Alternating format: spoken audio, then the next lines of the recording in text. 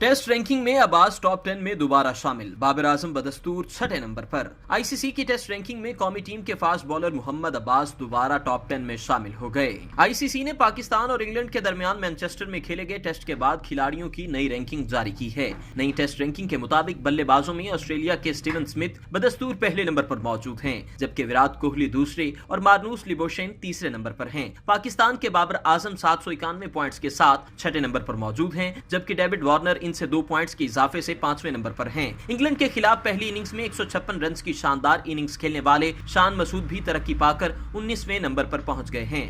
Bowling के शोबे में भी ऑस्ट्रेलिया के फास्ट बॉलर पैट कमिंस पहले नंबर पर हैं, जबकि पाकिस्तान के मोहम्मद अब्बास मैनचेस्टर टेस्ट में 3 विकेटें लेने के बाद ऑस्ट्रेलिया के जोश हेजलवुड के साथ मुश्तरका तौर पर 10वें नंबर पर आ गए हैं। दोनों के पॉइंट्स की तादाद 769 है।